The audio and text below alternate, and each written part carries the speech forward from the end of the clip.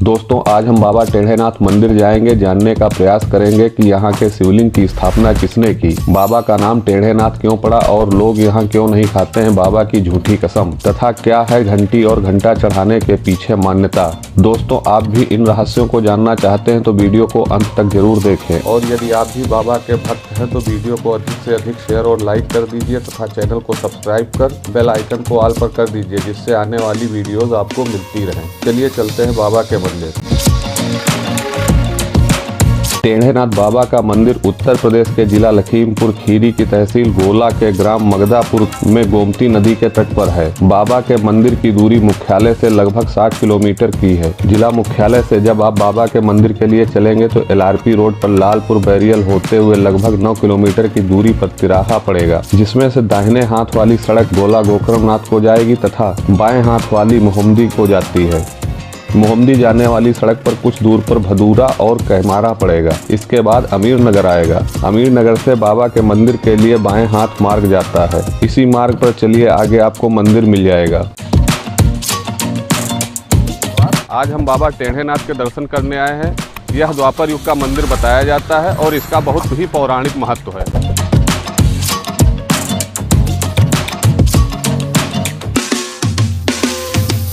हम बाबा टेढ़ेनाथ के मंदिर आ पहुंचे हैं।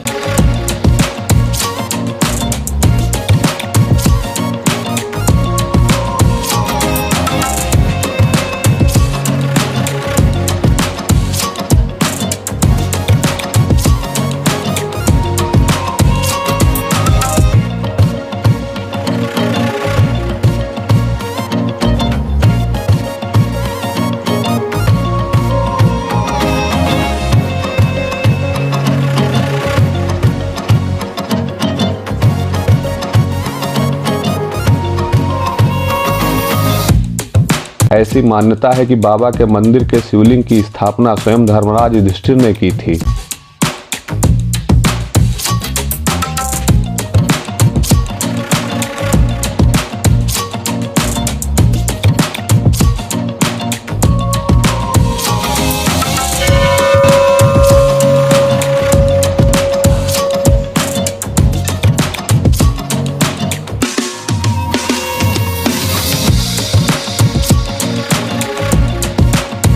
गोमती के किनारे किनारे अज्ञातवास के समय पांडवों ने 1000 शिवलिंगों की स्थापना की। उन 1000 शिवलिंगों में प्रधान शिवलिंग बाबा टेढ़ेनाथ महाराज का है। तो ये धर्मराज युधिष्ठिर के द्वारा प्रथम शिवलिंग की स्थापना हुई। इसके बाद में अन्य भाइयों के द्वारा एक एक शिवलिंग की स्थापना होने के बाद में फिर इसी रूटीन के हिसाब से वो बराबर शिवलिंगों की स्थापना करते चले गए।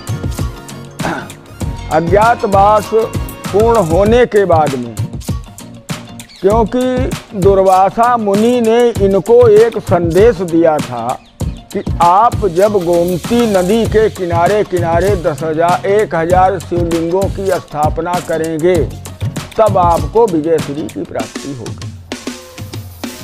उसी दुर्वासा ऋषि के बताने के मुताबिक उन्होंने इस काम को शुरुआत कर दी थी।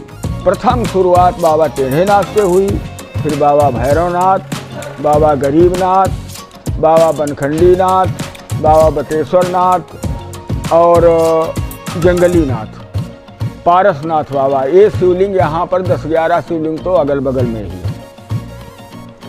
अच्छा, कुछ उसके बाद में हमारे बुजुर्गवारों के द्वारा हम लोग सुनते चले आ रहे हैं कि बाबा टेढ़ेनाथ नाम इनका क्यों पड़ा।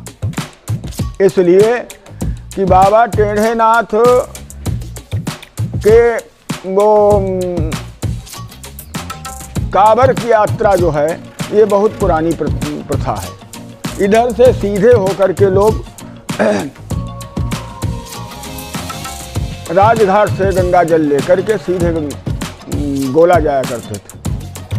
तो रास्ते में भगवान टेढ़ेनाथ का शिवलिंग मिल जाता था उनको दर्शन करने के लिए। एक बार आकर के उन्होंने यहाँ रात विश्राम किया। विश्राम करने पर उन्होंने जब दर्शन किए बाबा टेढ़ेनाथ के, तो मूर्ति जो थी बिल्कुल एकदम जमीन में सोई हुई पड़ी थी। कहने लगे कि अगर सुबह स्वतः मूर्ति अपने आप खड़ी मिल जाए हमको तो सारी गंगा जल ही चढ़ा देंगे। उन्होंने कहा ठीक है, इंतज़ार करो। सुबह होते हुए कुछ तिरछा मूर्ति हुई, स्वतः खड़ी हो गई। तो उन्होंने लोगों ने कहा कि जो यहाँ गैया पाल रखी हैं जिन लोगों ने, इन लोगों ने रात में सीधी खड़ी कर दी होगी। देखने पर यह मालूम हुआ कि कहीं मिट्टी नहीं हटी, कोई भी निशान ज़मीन में नहीं बना जो किसी के द्वारा खोदा गया हो। तो उन्होंने कहा नहीं, स्वतः खड़ी हुई मूर्ति। तब भी दो जो नवयुवक थे उन्होंने बड़ा जिद करके और कहने लगे कि हम तो भाई गोला ही चढ़ाएंगे जाकर कांवर। वो लेकर के हाथ चल दिए तो उनकी ज़बरदस्ती न कांवर चढ़ाई गई। बगैर मन से उनकी ज़बरदस्ती लेकर के कांवर जब चढ़ा दी गई, इसीलिए थोड़ी सी मूर्ति टेढ़ी रह गई। तब से बाबा टेढ़ीनाथ नाम उनका पड़ा।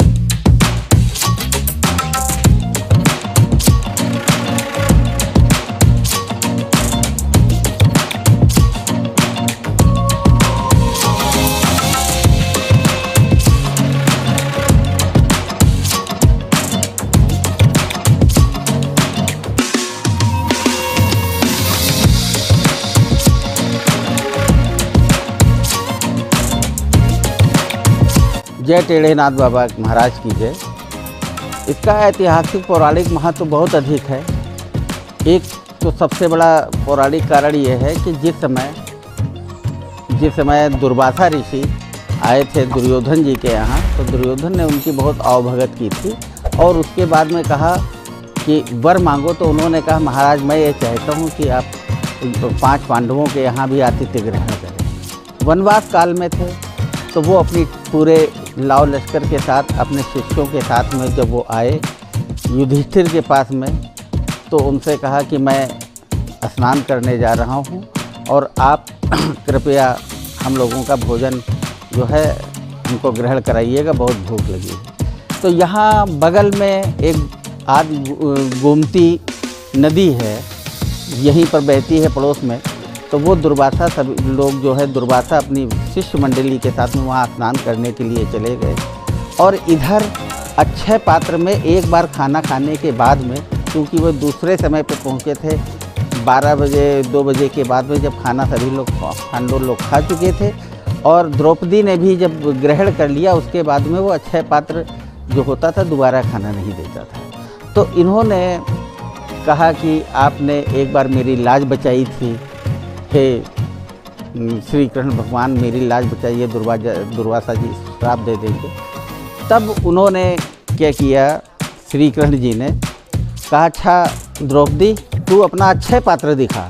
तो अक्षय पात्र में एक शीत केवल बचा था, अन्न का एक दाना बचा हुआ था। उन्होंने श्री कृष्ण जी ने खा लिया। खाने के बाद में जब दुर्वासा ऋषि जब स्नान करके निकले तो उनको ऐसा महसूस हो रहा था, उनको उनके मित्र मंडली का, कि मेरा पेट बहुत ज़्यादा भर गया है। और वहाँ से वो चुपके से निकल गए, चले गए। तब उन्होंने कहा कि भावी मेट सके त्रिपुरारी, शिवजी जो हैं वही होनी को अनहोनी में, अनहोनी को होनी में बदल देते हैं। तो ऐसा करो कि तुम यहाँ पर एक शिव मंदिर स्थापित करो। तो द्रौपदी ने 5 पांडवों के साथ में आकर के श्री कृष्ण के साथ में यहाँ आकर के मंदिर की स्थापना की। और यहाँ बाबा के मंदिर से बहुत सी मान्यताएं जुड़ी हैं, जिसमें से एक मान्यता है कि बाबा टेढ़ेनाथ की कोई झूठी कसम नहीं खाता है। यदि कोई बाबा की झूठी कसम खाता है तो बाबा उसे तत्काल दंडित कर देते हैं।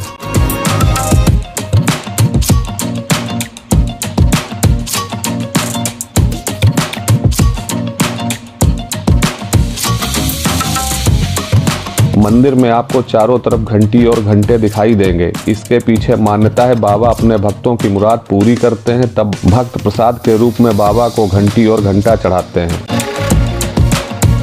यहाँ दो चीज़ों की विशेष मान्यता है। एक तो यहाँ कोई झूठी कसम नहीं खाता है। झूठी कसम खाने को तत्काल दंड मिलता है बाबा टेढ़ेनाथ की तरफ। दूसरी बात, यहाँ मान्यता करने पर जो कोई अपनी मुराद लेकर के आता है, भगवान टेढ़ेनाथ के यहाँ मत्था टेक करके कहता है कि महाराज जी हमारी ये मुराद पूरी हो जाए तो आपके यहाँ इतने इतने वजन का घंटा ला कर चढ़ाएंगे। उसकी मुराद पूरी हो जाती है।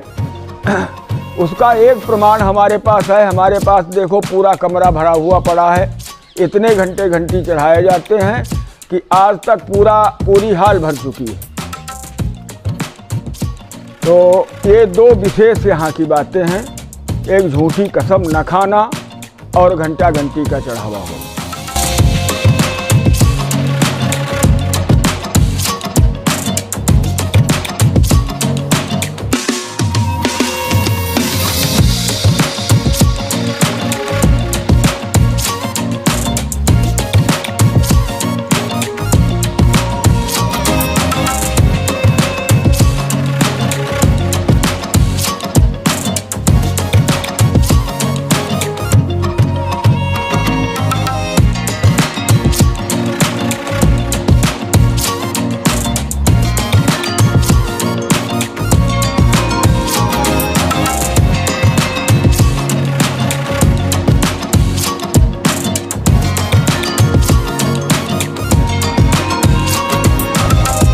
बाबा की ख्याति बहुत दूर दूर तक है। जय बाबा टेढ़ेनाथ।